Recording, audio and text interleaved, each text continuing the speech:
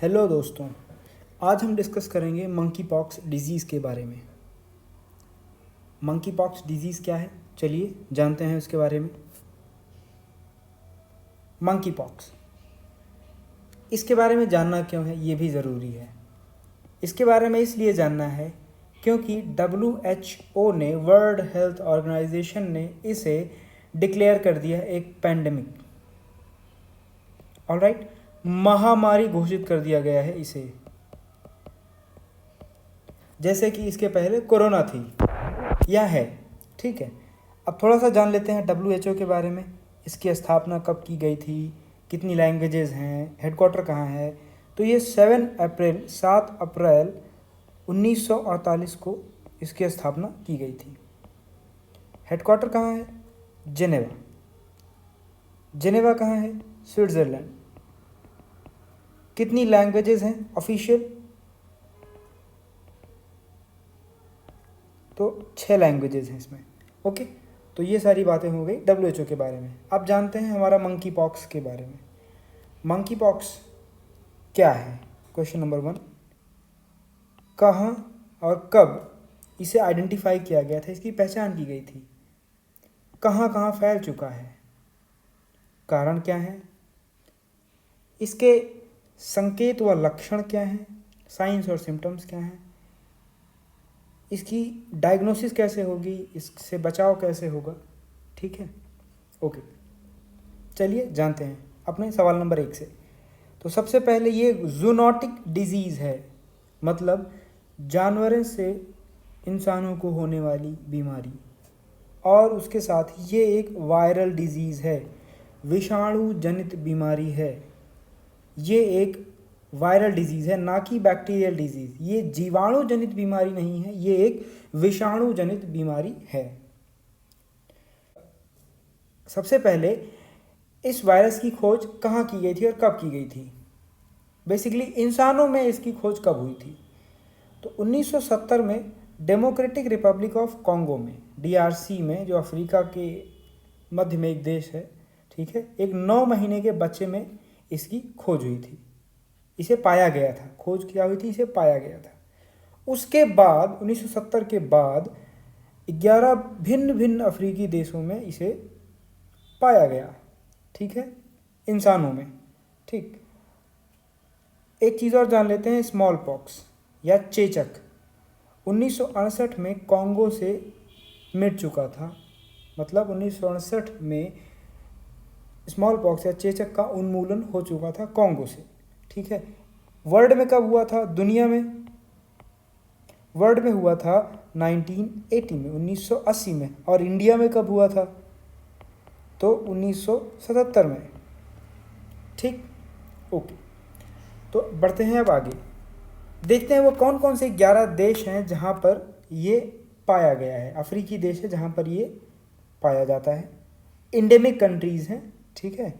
तो पहला है बेनिन, दूसरा है कैमरून, तीसरा है सेंट्रल अफ्रीकन रिपब्लिक, चौथा है हमारा DRC, ठीक है, डेमोक्रेटिक रिपब्लिक ऑफ कॉन्गो, पांचवा है हमारा गैबोन, छठवां है हमारा कोट डी आइवरी, सातवां है लिबेरिया, आठवां है नाइजीरिया, ठीक है, नौवां है रिपब्लिक ऑफ कॉन्गो, ठीक है। तो डेमोक्रेटिक रिपब्लिक ऑफ कॉन्गो और रिपब्लिक ऑफ कॉन्गो अलग अलग देश हैं, ठीक, ओके। 10वां है सियरा लियोन और 11वां है साउथ सूडान, ओके। तो ये हो गया ये कौन कौन से देशों में इंडेमिक है, कहाँ कहाँ नेचुरली पाया जाता है, प्राकृतिक रूप से पाया जाता है, ठीक। और इसके अगर भौगोलिक क्षेत्र की बात करें, किन भौगोलिक क्षेत्रों में पाया जाता है, किन जियोग्राफिकल एरियाज़ में ये पाया जाता है, तो वो जियोग्राफिकल एरियाज़ को कहेंगे रेन फॉरेस्ट एरियाज़। वर्षा वन वाले क्षेत्रों में पाया जाता है,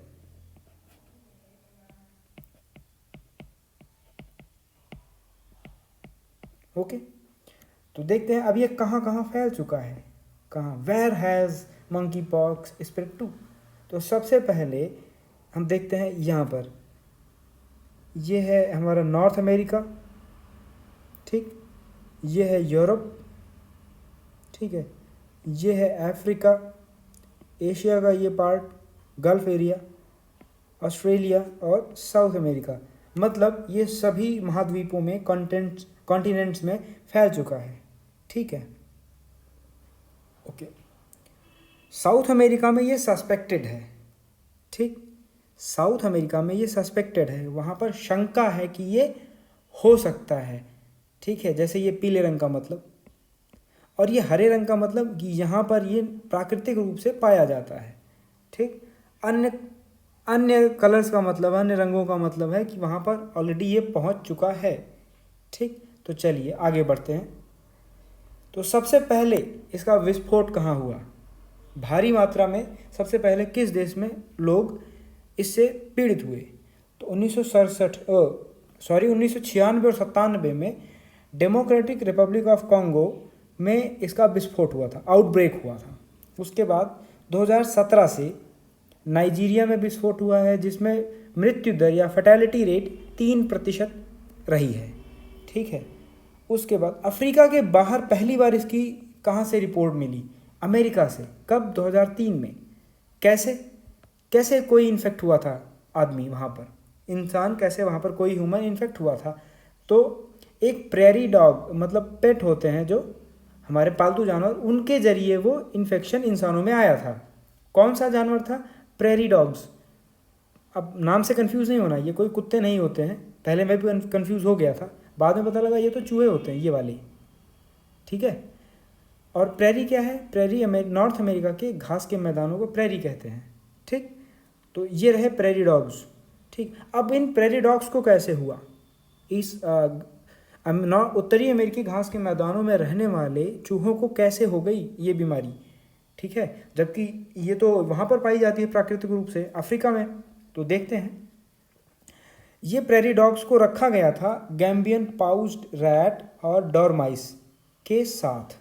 ठीक है, तो इन्होंने ही इसको इन्फेक्ट कर दिया। ठीक, ये रहा आपका गैम्बियन पाउच्ड रैट, डोरमाउस। ठीक, ये दोनों अफ्रीका से लाए गए थे, इंपोर्ट किए गए थे, और प्रेरी डॉग्स के साथ इनको रखा गया था। तो उससे ये प्रेरी डॉग इन्फेक्ट हुआ और फिर उससे उस घर का मालिक। ठीक है, फिर आगे देखते हैं। बाद में ये इजराइल, यूनाइटेड किंगडम, सिंगापुर, 2021 में बहुत सारे नॉन एंडेमिक एरियाज़ में, कंट्रीज़ में इसको रिपोर्ट किया गया। ओके, अब देखते हैं इसका नेचुरल होस्ट क्या है। विभिन्न प्रकार के जानवर होते हैं, जैसे गिलहरियाँ अलग अलग तरीक़ों की, जैसे rope squirrel, tree squirrel, non human primate, बंदरों की वो प्रजातियाँ जो इंसान नहीं। ठीक है, गैम्बियन पाउच्ड रैट, डॉरमाइस और अन्य स्पीसीज। ठीक, इसका एग्जैक्ट रिजर्वायर क्या है उसका हमें पता नहीं।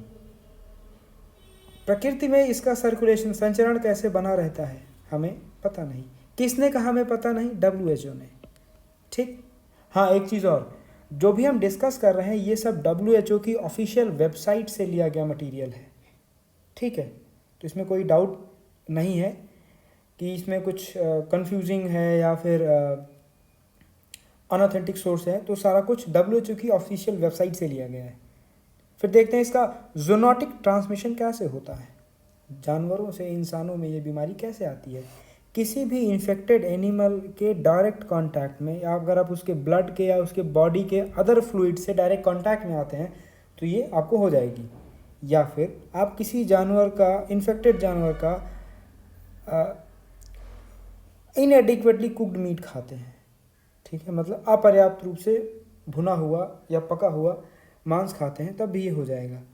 यदि एक तरीके से और हो जाती है, जैसे कोई भी किसी इन्फेक्टेड जानवर के, संक्रमित जानवर के आसपास रहता है, ठीक है, लिविंग नियर इन्फेक्टेड एनिमल, तो ऐसे भी हो जाता है। अब देखते हैं इंसानों से इंसानों में कैसे इसका संचरण होता है। ठीक, क्लोज कांटेक्ट, नज़दीक रहने से श्वसन तंत्र, ठीक है, आपके जो सांस लेने की वजह से जो भी सेक्रीशन होता है उसके नज़दीक रहने से, मतलब इसके लिए फेस टू फेस कांटेक्ट काफ़ी लंबा होना चाहिए। इसका मतलब ये हुआ कि जो हमारे हेल्थ वर्कर्स होते हैं, स्वास्थ्य कर्मी होते हैं, वो रिस्क में आ जाते हैं। ठीक है, क्योंकि वो चेक करने के लिए आपके नज़दीक आ सकते हैं, किसी इन्फेक्टेड के नज़दीक जा सकते हैं, तो उन पर यह ख़तरा ज़्यादा रहता है।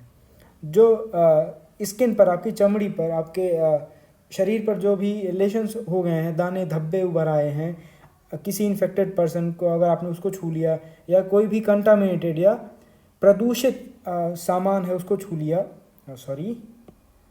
उसको छू लिया, तो भी आपको ये हो सकता है।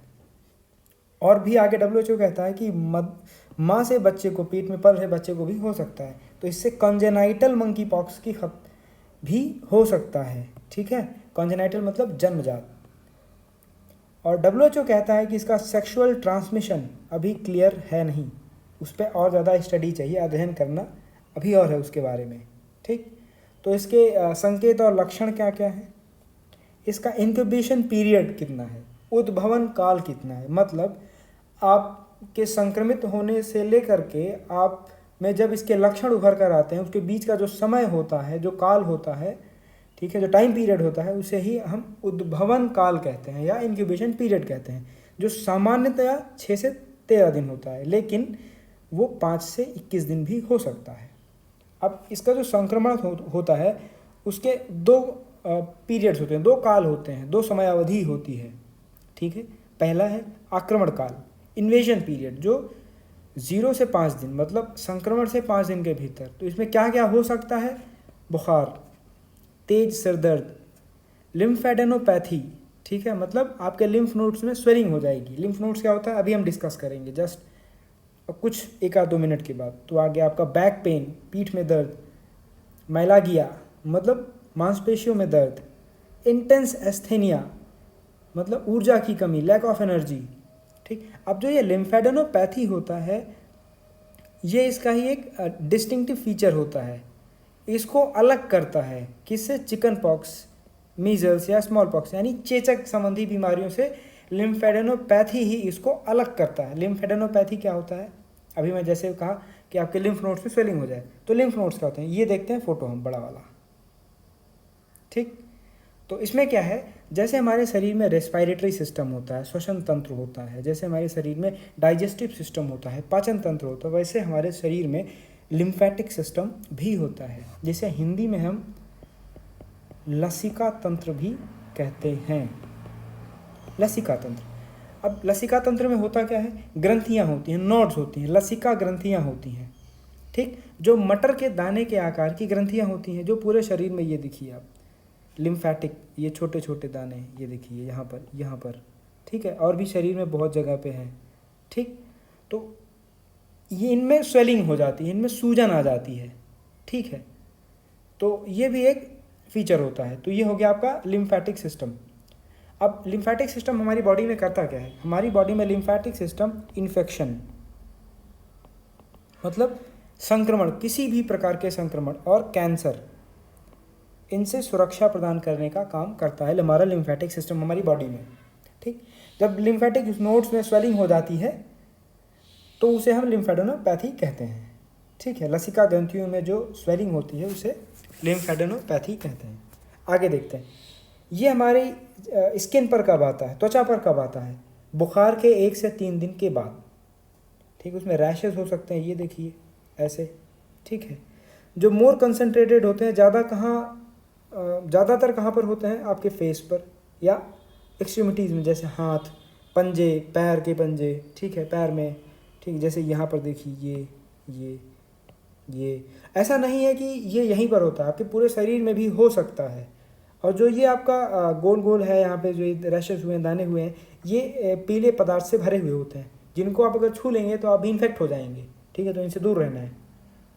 WHO कहता है, WHO सेज कहता है कि सामान्यतया मंकी पॉक्स एक सेल्फ लिमिटेड बीमारी है, ठीक है, खुद में ही सीमित बीमारी है, क्योंकि इसके जो लक्षण हैं वो 2 से 4 हफ्ते में चले जाते हैं।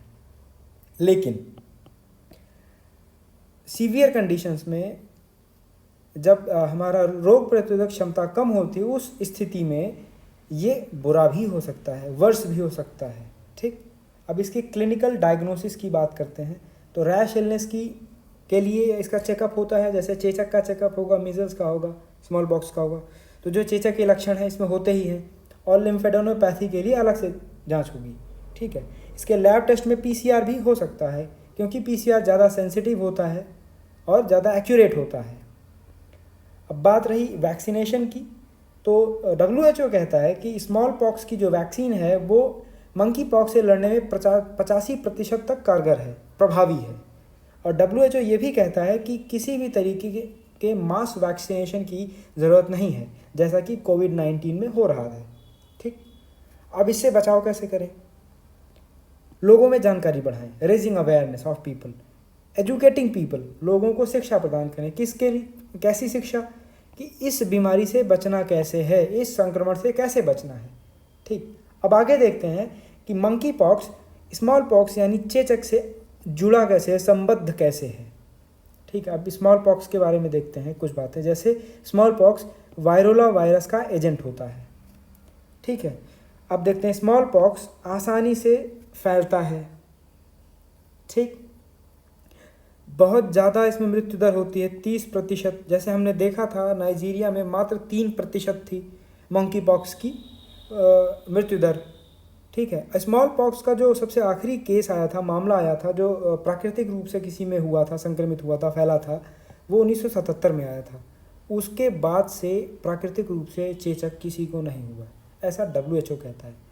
1980 में चेचक को दुनिया भर से मिटा दिया गया था, चेचक का उन्मूलन हो गया था, इरेडिकेशन हो गया था, और जिससे ये बनती है दुनिया की एकमात्र मानवीय बीमारी जो दुनिया से ख़त्म की जा चुकी है अभी तक।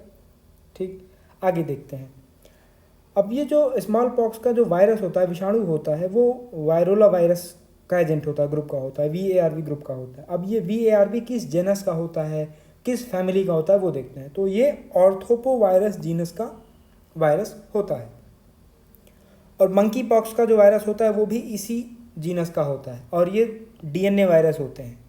ठीक है, तो DNA वायरस क्या होता है, RNA वायरस क्या होता है, ये हम अगले वीडियो में डिस्कस करेंगे। अभी हम मंकी पॉक्स के बारे में सारी जानकारी ले लेते हैं। तो ये ऑर्थोपोवायरस जीनस किस फैमिली का होता है? ये पॉक्सवायरिडी फैमिली का होता है। ठीक है, इसके 2 डिफरेंट क्लैड हैं, विभिन्न ग्रुप हैं, झुंड हैं, समूह हैं। पहला सेंट्रल अफ्रीकन या कॉन्गो क्लैड, दूसरा वेस्ट अफ्रीकन क्लैड। जो कॉन्गो क्लैड है वो ज़्यादा खतरनाक होता है और तेज़ी से फैलता है। ठीक है, अफ्रीकन या वेस्ट अफ्रीकन समूह की अपेक्षा। और एक बात और, कैमरून दुनिया का एकमात्र ऐसा देश है जहाँ पर दोनों समूह पाए जाते हैं। तो सोचो वहाँ पर स्थिति कितनी ख़राब होगी। तो दोस्तों, मंकी पॉक्स से बचकर रहें। ठीक है, ज़रूरी प्रिकॉशन लें। ठीक, किसी भी संक्रमित व्यक्ति के नज़दीक ना जाएं, जिसे भी संक्रमित देखें उसकी रिपोर्ट करें, ताकि उसको ठीक किया जा सके और समाज को बचाया जा सके। ठीक है दोस्तों, देखने के लिए धन्यवाद। Thank you for watching.